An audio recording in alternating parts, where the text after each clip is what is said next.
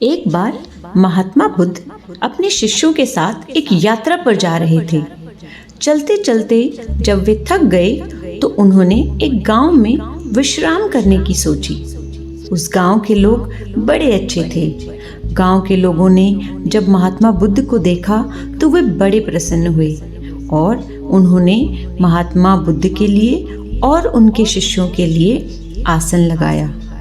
सभी अपने अपने घरों से अच्छा अच्छा खाना बनवा कर लाए और रात होने पर गांव के सभी लोग, बच्चे बड़े, यहाँ तक कि स्त्रियां भी महात्मा के पास आकर बैठ गए और उनसे ज्ञान की बातें सुनते रहे।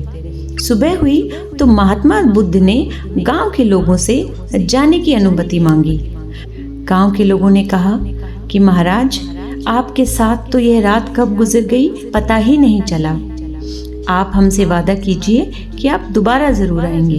दोबारा आने का वादा करके महात्मा जैसे ही चलने लगे तो उन्होंने गांव वालों को वरदान दिया कि सब के सब उजड़ जाओ। यह कहकर महात्मा वहां से चले जाते हैं। दूसरे दिन जब चलते चलते शाम हुई तो महात्मा एक दूसरे गांव में पहुंचे। उस गांव में भी बहुत सारे लोग थे। महात्मा को देखते ही सारे लोग उनकी तरफ दौड़ कर आए और महात्मा को चारों तरफ से घेर लिया। परंतु यहाँ के लोग बिल्कुल भी अच्छे नहीं थे। वे महात्मा पर मिट्टी फेंक रहे थे, कीचड़ उछाल रहे थे, शोर मचा रहे थे। महात्मा बड़ी मुश्किल से उनसे बचकर एक जगह पर पहुंचे और एक फटा पुराना कंबल निकालकर बिछाकर बैठ गए। काफी देर के बाद उस गांव के कुछ लोग, कुछ बड़े व बूढ़े लोग वहां पर आए और महात्मा को देखकर, उनकी वेशभूषा देखकर हंसने लगे, उनका मजाक उड़ाने लगे।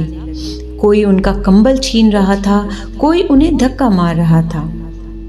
एक लड़के ने उनका कंबल छीनकर कहा कि ये तो मुझे दे दीजिए, ये तो मेरी भैंस के काम आ जाएगा।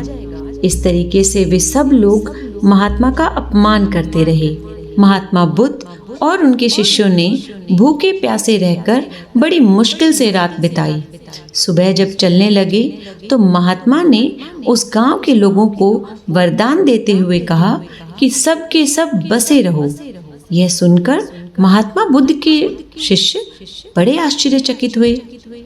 गांव से कुछ दूर आगे जाने पर जब एक तालाब के पास महात्मा बुद्ध और उनके शिष्य आराम करने के लिए रुके, तब उनके एक शिष्य ने कहा कि महाराज, मुझे क्षमा करें, परंतु मेरे मन में एक बात खटक रही है।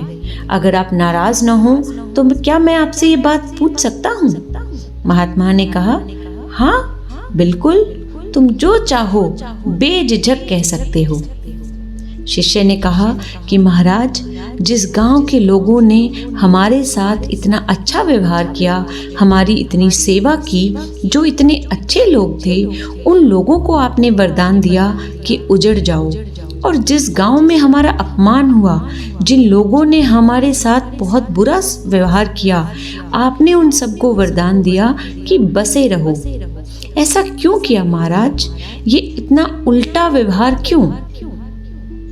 महात्मा बुद्ध अपने शिष्य को देखकर मंद मंद मुस्कुराने लगे और बोले, देखो, पहले गांव के जो लोग थे वो कितने अच्छे थे, उनके विचार कितने शुद्ध थे। अगर वो सब लोग उजड़ गए तो वो दुनिया के कोने कोने में जाएंगे और पूरी दुनिया में अपने अच्छे व्यवहार को स्थापित करेंगे। वो जहाँ भी जाएंगे सभी को अच्छा व्यवहार सिखाएंगे। इसलिए मैंने उन्हें उजड़ जाने का वरदान दिया।